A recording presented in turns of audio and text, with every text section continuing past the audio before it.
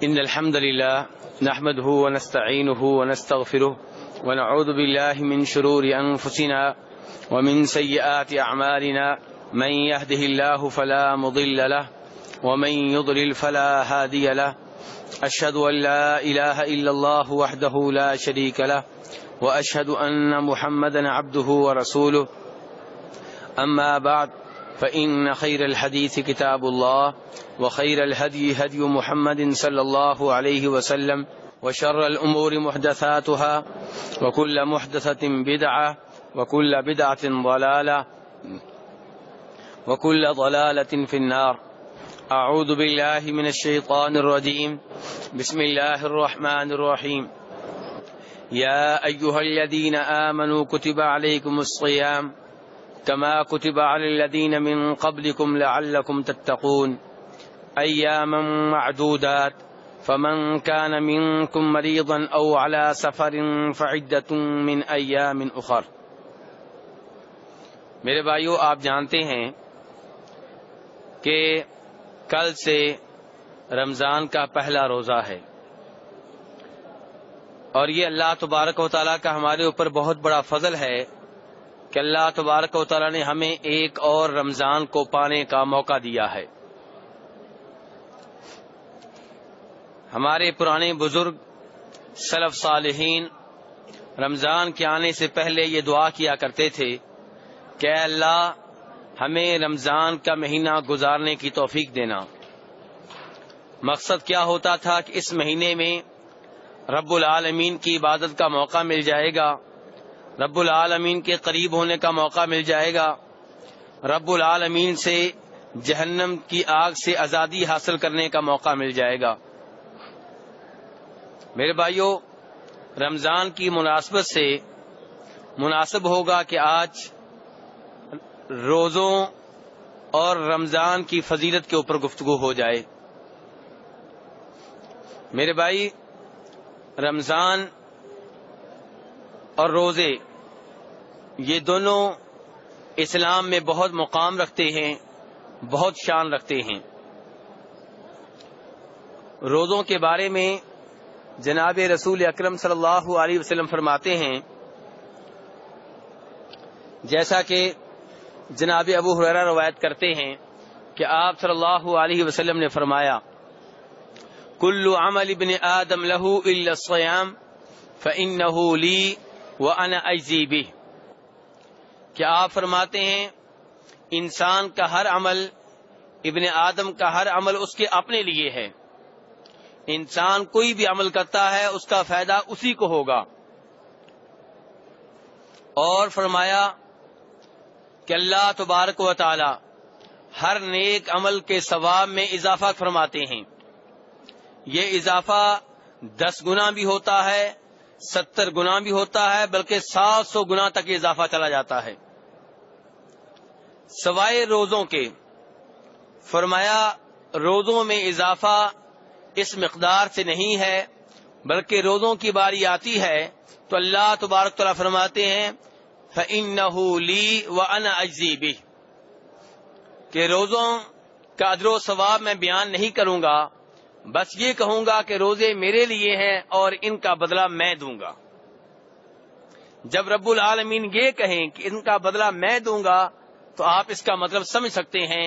رب العالمین جیسا شہنشاہ، رب العالمین جیسا مہربان، رب العالمین جیسا مالک جب یہ کہے کہ اس عبادت کا بدلہ خصوصی طور پہ میں خود دوں گا، جن کے بیان نہیں کیا، تو آپ اس سے اندازہ کر سکتے ہیں کہ روزوں کا ثواب کتنا زیادہ ہے، اس کا بدلہ کتنا عظیم ہوگا. اور جب وہ عبادات جن کا اجر و ثواب بتا دیا گیا ان کے بارے میں کہا جا رہا ہے کہ ان کا اجر و ثواب بڑھایا جاتا ہے 10 گنا تک، 70 گنا تک، 700 گنا تک، تو روزوں کے ثواب میں کتنا اضافہ ہوگا اس سے آپ تھوڑا سا اندازہ کر سکتے ہیں. جناب رسول اکرم صلی اللہ علیہ وسلم اسی حدیث میں مزید فرماتے ہیں وَالصِّيَامُ جُنَّةٌ. روزے ڈھال ہیں. میرے بھائیو، ڈھال آپ جانتے ہیں کسے کہتے ہیں؟ پرانے زمانوں میں جب لڑائی تلواروں سے ہوتی تھی، تیروں سے ہوتی تھی، نیزوں سے ہوتی تھی، تو لڑنے والا اپنے سینے پہ اپنے پیٹ پہ یا لوہے کی یا چمڑے کی ڈھال استعمال کیا کرتا تھا کہ تاکہ دشمن کا وار میرے اوپر نہ چلے، تاکہ دشمن کی تلوار میرے جسم تک نہ پہنچے، تاکہ دشمن کا تیر اس لوہے تک پہنچے اور آگے کراس کر کے میرے پیٹ تک نہ پہنچے۔ تو ڈھال کا کام کیا ہوتا ہے؟ دشمن کے وار سے بچانا۔ ڈھال کا کام کیا ہوتا ہے؟ انسان کو زخمی ہونے سے، مرنے سے بچانا۔ تو اللہ کے رسول فرماتے ہیں صلی اللہ علیہ وسلم والصیام جنۃ، کہ روزے ڈھال ہیں۔ تو روزے کس سے بچاتے ہیں؟ ڈھال تو دشمن کے وار سے بچاتی ہے، ڈھال تو تیر و تلوار سے بچاتی ہے، تو روزے جب ڈھال ہوئے تو یہ کس چیز سے بچاتے ہیں؟ ابن ماجہ کی دوسری روایت میں اس کی وضاحت ہے، فرمایا الصیام جنۃ من النار، روزے جہنم کی آگ کے سامنے ڈھال ہیں۔ روزے جہنم کی آگ سے بچاتے ہیں، اور روزے میرے بھائیو جہنم کی آگ سے دو طرح بچاتے ہیں۔ ایک اس طرح کہ روزوں کا ثواب اتنا زیادہ ہے، روزوں کا مقام و مرتبہ اتنا بلند ہے کہ روزے رکھنے سے گناہ جڑتے رہتے ہیں اور انسان جہنم کی آگ سے بچ جاتا ہے۔ اور دوسرا فرمایا روزے اس لحاظ سے بھی ڈھال ہیں کہ روزے انسان کو گناہ کی طرف جانے سے بچاتے ہیں۔ جب انسان نے روزہ رکھا ہوتا ہے تو انسان گناہوں سے بچنے کی ہر ممکن کوشش کرتا ہے۔ اسی لیے تو اللہ تعالیٰ فرماتے ہیں کہ روزے میرے لیے ہیں، ان کا بدلہ میں دوں گا۔ اور فرماتے ہیں یدعو شہوتہ وطعامہ من اجلی، میرا بندہ اپنی خواہشات کے قریب نہیں جاتا روزے کی حالت میں۔ کیوں؟ من اجلی، میری وجہ سے کھانے کے قریب نہیں جاتا۔ بھوک لگی ہے، کھانا موجود ہے، ہر چیز گھر میں موجود ہے، اور اللہ کے سوا کسی کا ڈر نہیں ہے۔ تو فرمایا یہ بندہ قربانی کس کے لیے دے رہا ہے؟ میرے لیے دے رہا ہے۔ گھر میں بیگم موجود ہے، بیگم کے قریب نہیں جا رہا، کیوں؟ فرمایا میرے لیے۔ گھر میں گانے کی کیسٹیں پڑی ہوئی ہیں لیکن گانے نہیں سن رہا، کیوں؟ فرمایا میرے لیے۔ یہ ساری قربانیاں میرے لیے دیتا ہے، فرمایا اس لیے روزوں کا بدلہ بھی میں دوں گا۔ اور فرمایا روزے کیا ہیں؟ ڈھال ہیں، اس لیے فرمایا فَإِذَا كَانَ يَوْمُ صَوْمِ أَحَدِكُمْ فَلَا يَرْفُثْ وَلَا يَسْخَبْ وَلَا يَجْهَلْ فَإِنْ شَاتَمَهُ أَحَدٌ أَوْ قَاتَلَ فَلْيَقُلْ إِنِّي صَائِمٌ، کہ فرمایا روزے جب ڈھال ہیں تو تقاضا روزوں کا یہ ہے کہ جب کسی نے روزے رکھے ہوئے ہوں تو روزوں کی حالت میں اپنی بیگم سے ہم بستری نہ کرے۔ ولا یسخب، روزے کی حالت میں شور شرابہ نہ کرے۔ ولا یجہل، روزے کی حالت میں کسی سے لڑے نہ، کسی کو برا بلا نہ کہے، کسی کو گالیاں نہ دے۔ اب کوئی کہہ سکتا ہے کہ اگر مجھے گالی دے کوئی تو تب، اگر مجھ سے کوئی لڑے تو میں کیا کروں؟ فرمایا فَإِن صَابَهُ أَحَدٌ أَوْ قَاتَلَ فَلْيَقُلْ إِنِّي صَائِمٌ، فرمایا جب اس سے کوئی لڑے، جب اس سے کوئی برا بلا کہے، جب اس کو کوئی گالیاں دے تو کیا کہے؟ انی صائم، میرے بھائی میں نے روزہ رکھا ہوا ہے۔ اللہ اکبر، ان کی اینٹ کا جواب پتھر سے نہیں دینا، بلکہ اینٹ کا جواب اینٹ سے بھی نہیں دینا، بڑے آرام سے، بڑے اخلاق سے، بڑے پیار سے کہنا میرے بھائی میں روزے کی حالت میں ہوں۔ کیا مطلب اس کا؟ کہ میں تم سے بدلہ لے سکتا ہوں، تم کو برا بلا کہہ سکتا ہوں، تمہارے اوپر ہاتھ اٹھا سکتا ہوں، لیکن روزے جیسے عمل میں ہوں، اور یہ روزہ مجھے اس بات سے روکتا ہے کہ میں تمہیں کچھ کہوں۔ میرے بھائیو یہ روزے کے آداب بھی بتائے جا رہے ہیں، روزے کے فضائل بھی بتائے جا رہے ہیں، روزے کے آداب بھی بتائے جا رہے ہیں۔ تو میرے بھائیو اب سوچیں کہ ان 30 دنوں میں ہم نے کیا کرنا ہے؟ روزوں کا تقاضا کیا ہے؟ روزہ صرف منہ کا نہیں ہے کہ کھانا نہیں کھانا، پانی نہیں پینا۔ روزہ اس بات کا بھی ہے کہ کسی کے اوپر ہاتھ نہیں اٹھانا، کسی کو گالیاں نہیں دینی، کسی کو برا بلا نہیں کہنا، جھوٹ نہیں بولنا، گانے نہیں سننے۔ روزہ ہر چیز کا روزہ ہے۔ فرمایا روزے اتنے عظیم عمل ہیں، روزے اللہ کو اتنے پسند ہیں۔ والذی نفس محمد بیدی لخلوف فم الصائم اطیب عند اللہ من ریح المسک، کہ فرمایا روزے اللہ تبارک تعالیٰ کو اتنے محبوب ہیں، اس کا اندازہ آپ اس بات سے کر سکتے ہیں کہ روزے دار کے منہ سے روزے کی وجہ سے جو بو نکلتی ہے یہ اللہ تبارک و تعالیٰ کو کستوری کی مہک سے زیادہ پسند ہے۔ میرے بھائیوں دیکھیں، حالانکہ روزے کی وجہ سے، معدہ خالی ہونے کی وجہ سے جو بدبو نکلتی ہے، کچھ ساتھ والا دوست ہمارا یہ بو سونگنے کے لیے تیار نہیں ہے، اس کو بدبو آئے گی تو دور ہو جائے گا، آپ کے قریب نہیں بیٹھے گا، بلکہ آپ کی بیگم بھی جب آپ کے منہ سے بدبو آ رہی ہوگی دور ہو جائے گی، آپ کے قریب نہیں بیٹھے گی، آپ کے بچے آپ کے قریب نہیں آئیں گے۔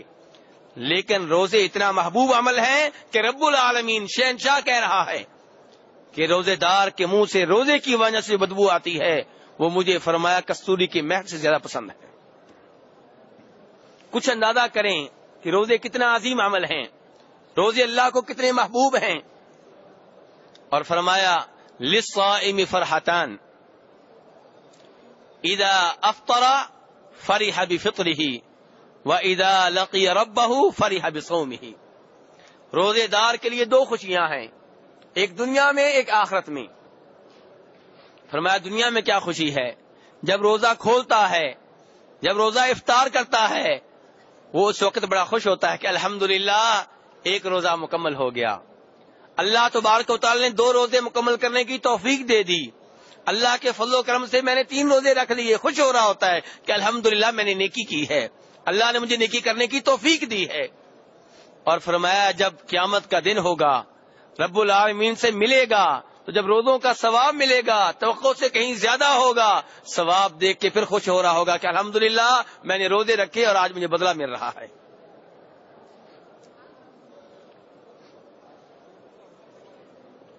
اور جناب ابو ہریرہ ہی روایت کرتے ہیں نبی صلی اللہ علیہ وسلم سے کہ آپ نے فرمایا من صام رمضان ایمانا واحتسابا غفر له ما تقدم من ذنبی۔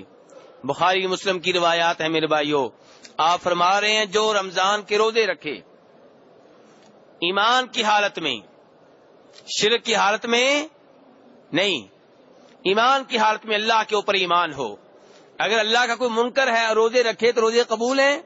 نہیں۔ اگر کوئی اللہ کو مانتا ہے، اللہ کے رسولوں کا منکر ہے، کیا اس کے روزے قبول ہیں؟ نہیں۔ یہودی اور عیسائی بھی روزے رکھتے ہیں، کیا وہ روزے اللہ تبارک و تعالیٰ قبول فرماتے ہیں؟ یہ حدیث کہتی ہے نہیں، کیونکہ ان کا اللہ کے آخری نبی کے اوپر ایمان نہیں ہے۔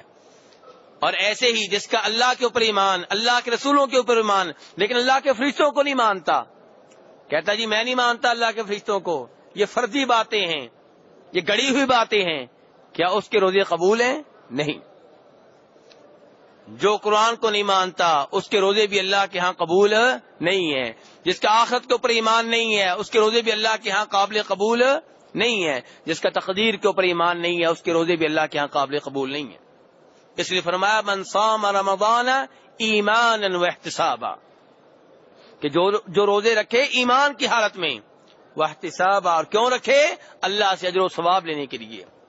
فرمایا غفر له ما تقدم من ذنبی، اس کے پہلے سارے گناہ معاف کر دیے جاتے ہیں۔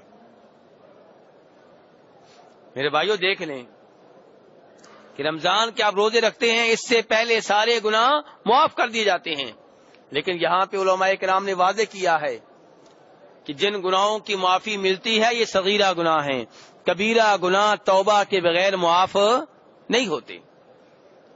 یعنی کہ آپ نے گناہ کبیرہ کیے، آپ سے اللہ معاف کرے بدکاری ہوئی، آپ جادو کر بیٹھے، آپ کسی کا ناحق قتل کر بیٹھے، آپ کسی غافل اور بھولی بالی مومن عورت کے اوپر تہمت لگا بیٹھے، آپ کسی یتیم کا مال کھا بیٹھے، آپ شرک کر بیٹھے، تو جب تک ان گناہوں سے توبہ نہیں کریں گے یہ گناہ معاف نہیں ہوتے۔